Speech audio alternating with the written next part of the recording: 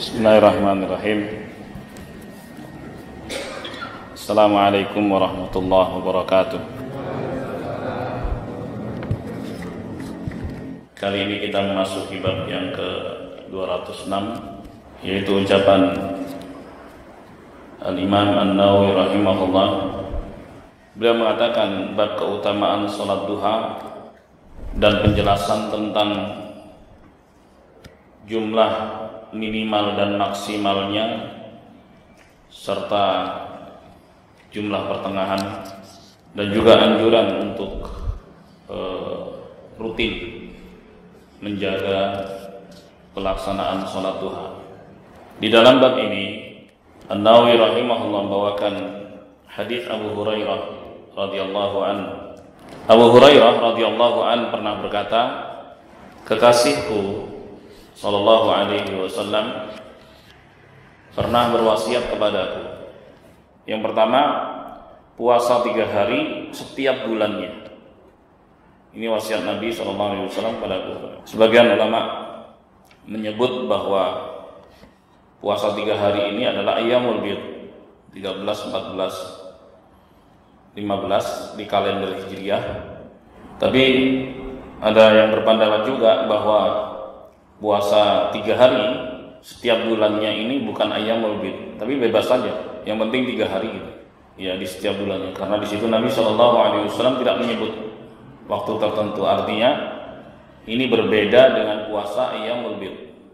Kemudian kata Abu Hurairah, wa rak'atay duha. Dan Nabi Shallallahu Alaihi Wasallam berwasiat kepadaku untuk sholat 2 rakaat duha, 2 rakaat. Inilah poin yang ingin disampaikan oleh Al-Imam An-Nawawi rahimahullah ketika beliau membawakan hadis ini, akan anjuran untuk melaksanakan sholat duha dan minimalnya adalah 2 rakaat. Wasiat yang ketiga, dan berwitir sebelum tidur. An-Nawawi rahimahullah mengatakan berwitir sebelum tidur itu dianjurkan bagi yang tidak percaya diri bangun di akhir malam. Namun bagi yang percaya diri untuk bangun malam, bangun di penghujung malam sebelum subuh, ya kan? Maka yang afdal adalah pelaksanaan witir itu di akhir malam. Itu adalah waktu yang utama, sepertiga malam terakhir. Jadi kalau seorang bangun sebelum subuh itu masih waktu utama, sepertiga malam terakhir. Kemudian hadis berikutnya, wa an Abi Dzar radhiyallahu taala anhu, ani Nabi sallallahu alaihi wasallam qala, dari Abu Dzar Al-Ghifari, semoga Allah meridainya, dari Anas bin Malik, dari Nabi sallallahu alaihi wasallam beliau bersabda, dianjurkan setiap pagi untuk setiap sendi dalam tubuh untuk disedekahi. Jadi dalam tubuh itu ada 360 sendi, ya, atau ruas gitu, yang mesti disedekahin gitu. Lalu Nabi Shallallahu Alaihi Wasallam mengatakan setiap tasbih, ucapan subhanallah itu bernilai sedekah. Jadi uang bisa diganti dengan tasbih, karena setiap tasbih itu sedekah. Dan setiap tahmid, itu ucapan hamdalah, alhamdulillah, itu sedekah. Dan setiap tahlil, bacaan la ilaha illallah, la ilaha illallah, itu juga sedekah. Dan setiap takbir, ucapan Allahu Akbar, itu juga sedekah.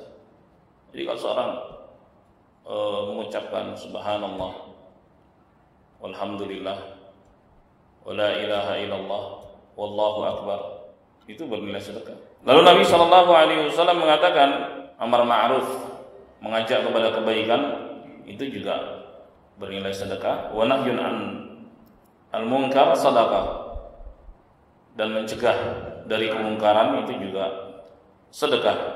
Dan yang mencukupi itu semua hanya dengan mengerjakan sholat duha 2 rakaat. Jadi jemaah sekalian yang dimuliakan Allah, keutamaan sholat duha luar biasa besar. Hadis sahih diriwayatkan oleh Imam Muslim di dalam sahihnya.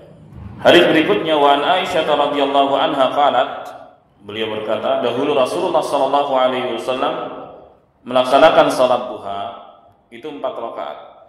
4 rakaat dan beliau tambah semaunya. Ini ada kalimat dan beliau tambah semaunya. Artinya bisa tambah 2 rakaat lagi atau 4 rakaat lagi dan seterusnya. Hadis diriwayatkan oleh Imam Muslim di dalam sahihnya. Jadi ini menunjukkan bahwa salat duha kalau ingin ditambah dari 2 rakaat silahkan, nggak apa-apa. Seorang lagi enak gitu, setelah salat 2 rakaat nambah lagi 2 rakaat, nambah lagi nggak apa-apa, 2 rakaat gitu. Awal waktunya setelah matahari terbit dan naik sepenggalah. Sepenggalah itu berapa konversinya?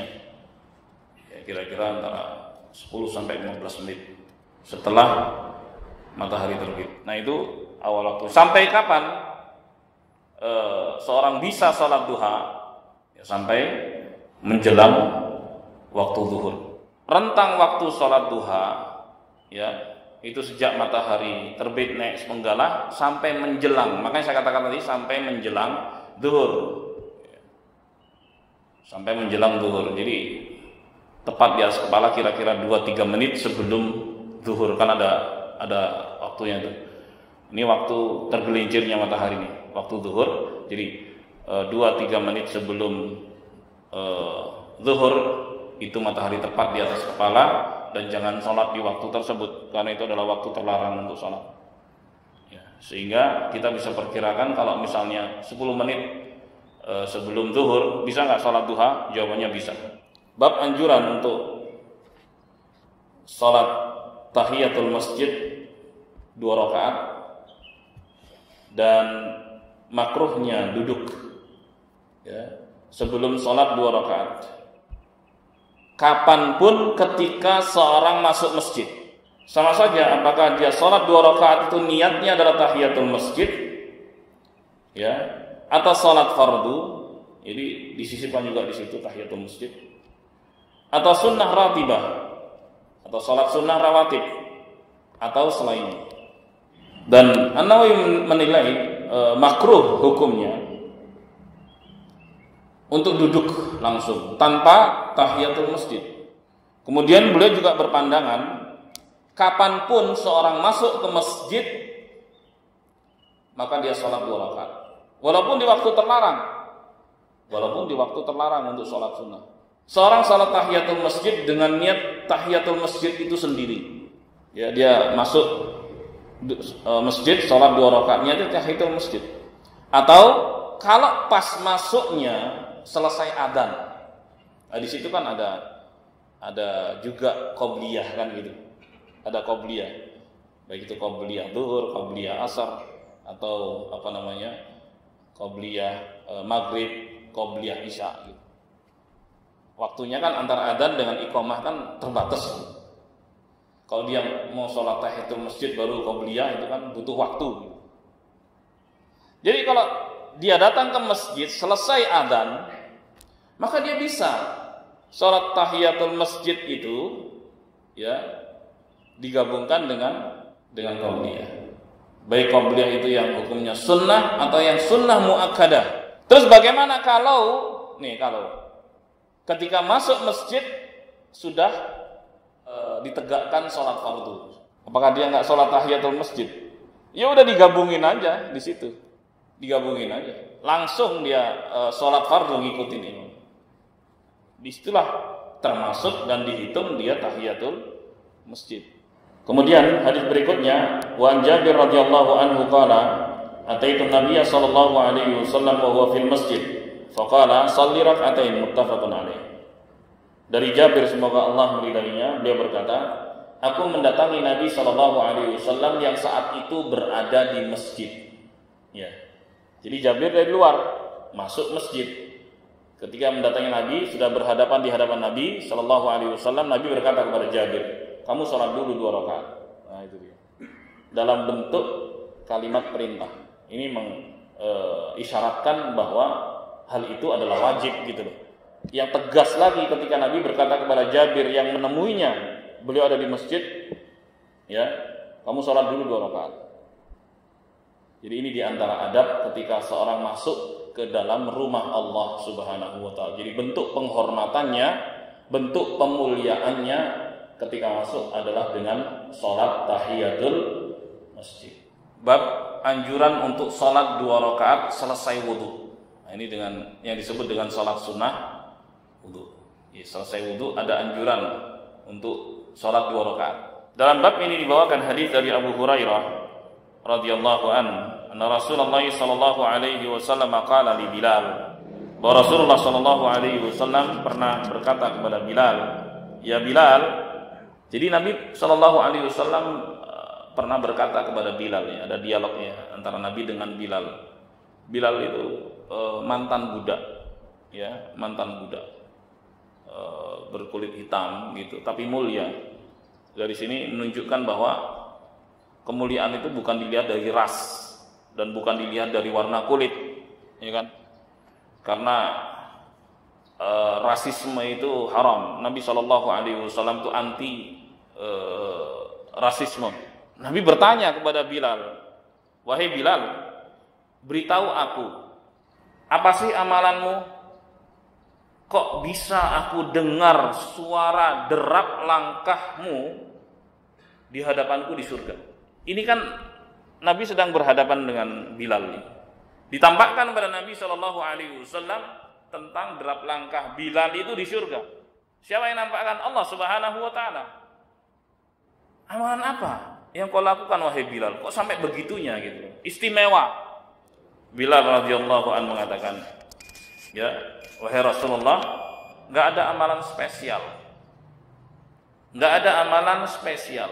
Hanya saja, ya, kapanpun aku bersuci, baik itu siang ataupun malam, ya, setelah selesai aku bersuci, aku sholat, ya, sedapatnya. Sedapatnya itu bisa 2 rakaat, bisa lebih dari 2 rakaat, ya, karena Bilal mengatakan begitu, sedapatnya. Jadi ternyata dengan sebab itu terdengar langkah Bilal di surga, diperdengarkan oleh Allah Subhanahu Wa Taala kepada Nabi Muhammad Sallallahu Alaihi Wasallam, sampai-sampai Nabi ingin tahu apa yang dilakukan oleh Bilal. Maka hadis ini menunjukkan tentang keutamaan untuk sholat sunnah wudu. Jadi selesai seorang bersuci, kemudian dia sholat sunnah. Anjurannya begitu. Baik dia sholat sunnah secara tersendiri, ataupun dia gabungkan dengan sholat yang lain. Misalnya kayak tadi, ya, pas datang ke masjid terdengar adzan, dan dia belum berwudu di rumah nih, mungkin dia musafir atau dia dari kesibukan yang lainnya, mampir masjid, wudu di masjid, kan begitu. Begitu naik sudah selesai adzan, dia baru datang masjid, berarti ada anjuran untuk apa? Tahiyatul masjid. Dia selesai wudu, ada anjuran untuk sholat sunnah wudu. Kemudian dia berada di antara adzan dan iqamah, ada anjuran untuk sholat sunnah di situ. Gabungin aja satu aktivitas dengan 3 niat sekaligus, dan itu boleh karena hukumnya sama. Karena hukumnya sama, nggak dipisah-pisah. Karena kalau dipisah-pisah butuh waktu juga, waktunya nggak cukup misalnya. Tapi kalau misalnya waktunya masih panjang, dia pingin pisah-pisah begitu, ya nggak apa-apa juga. Dia sholat sunnah wudu, kemudian sholat tahiyatul masjid, ya silakan saja. Subhanakallahumma wa bihamdik, asyhadu an la ilaha illa anta, astaghfiruka wa atubu ilaik. Assalamualaikum warahmatullahi wabarakatuh.